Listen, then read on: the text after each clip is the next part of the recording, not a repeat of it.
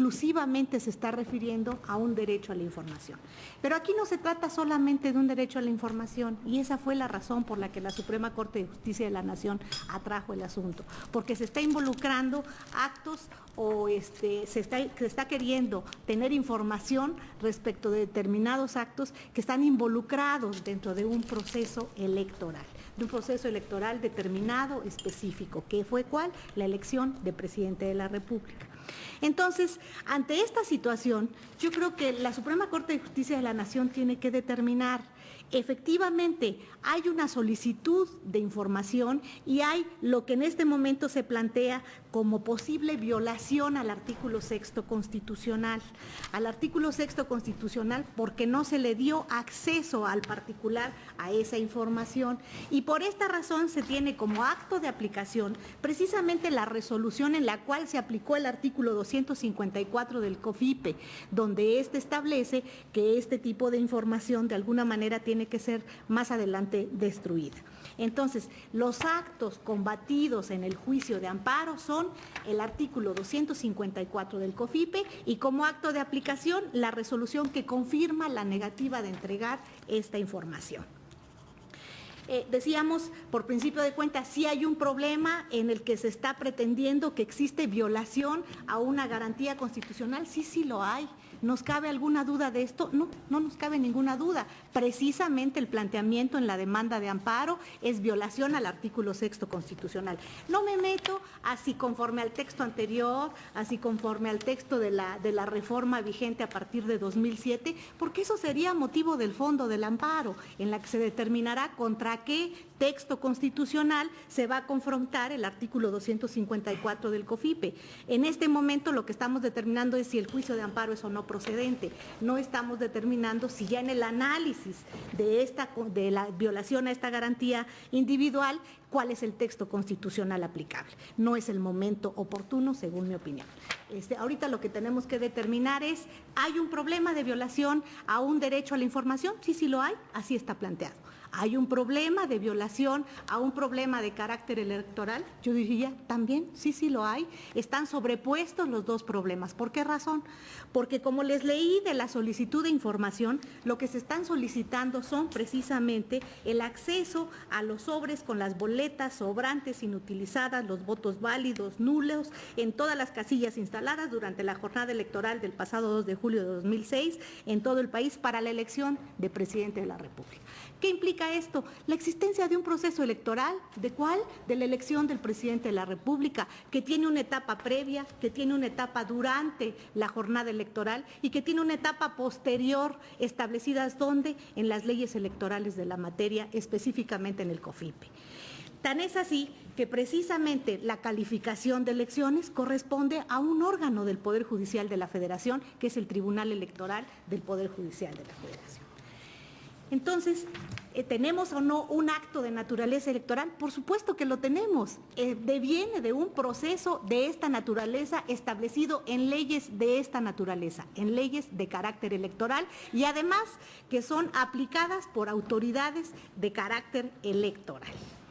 Ante estas circunstancias, si tenemos esta confrontación entre si hay, por una parte, una afectación a una garantía individual y por otro lado, esta garantía individual se sobrepone a que fue aplicada durante un proceso de carácter electoral no concluido, porque según el COFIPE este proceso concluye hasta que las boletas electorales prácticamente hayan sido destruidas. Estas no están destruidas.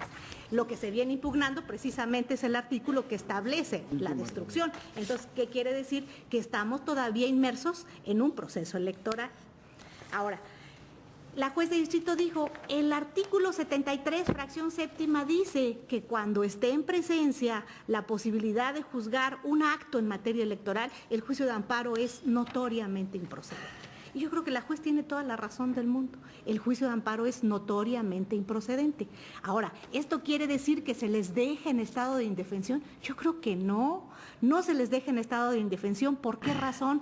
Porque estos mismos derechos pueden hacerse valer, ¿dónde? Ante el órgano jurisdiccional competente, que en este caso, ¿quién lo es? Pues el Tribunal Electoral del Poder Judicial de la Federación. Tan es así que tengo a la mano este juicio para la protección de los derechos políticos electorales del ciudadano, expediente 10 de 2007 y 88 de 2007, que es su acumulado.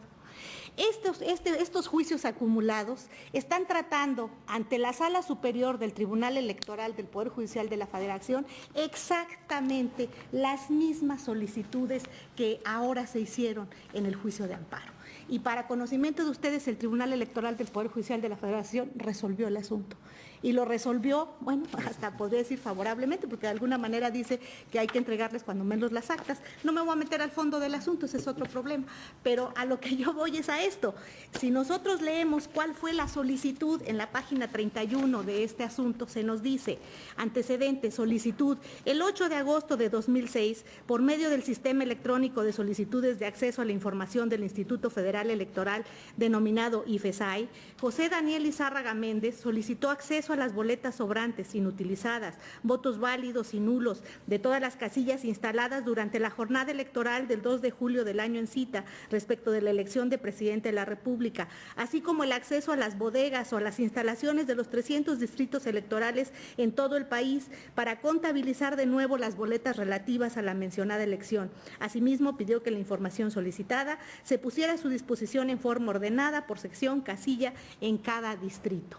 ¿Qué quiere esto decir? La solicitud es exactamente la misma que está siendo motivo de los actos ahora impugnados en el juicio de amparo. La pregunta es, si nosotros determináramos el juicio de amparo es procedente, pues estaríamos entrando en una contradicción terrible con el propio Tribunal Electoral, que en mi opinión es el órgano especializado para conocer de este tipo de situaciones. Ustedes me dirán, lo que sucede es que en este juicio no se había impugnado la inconstitucionalidad del artículo 254 del COFIPE, y en el juicio de amparo sí se está impugnando. Desde luego, eso es también totalmente cierto, no se había impugnado esa inconstitucionalidad. Sin embargo, yo quiero mencionarles que actualmente ya la reforma constitucional del artículo 99 establece de manera expresa que el Tribunal Electoral tiene facultades para el análisis en lo particular de este tipo de determinaciones de carácter legal y confrontarlas con la Constitución. Pero no solo eso, en mi opinión, el Tribunal Electoral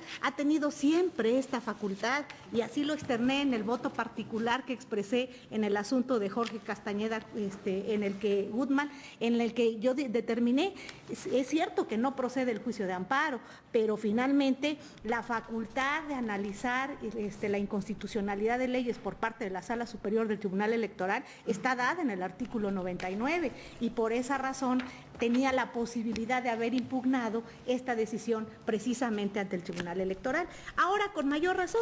¿Por qué con mayor razón? Porque ahora la Constitución lo dice de manera expresa. Entonces no se les está dejando en estado de indefensión. La posibilidad de impugnarlo está perfecta y fehacientemente probada en este juicio, que incluso les he leído el acto reclamado que da origen precisamente al juicio de amparo que ahora nos ocupa y a estos juicios ante el Tribunal Electoral, es exactamente el mismo.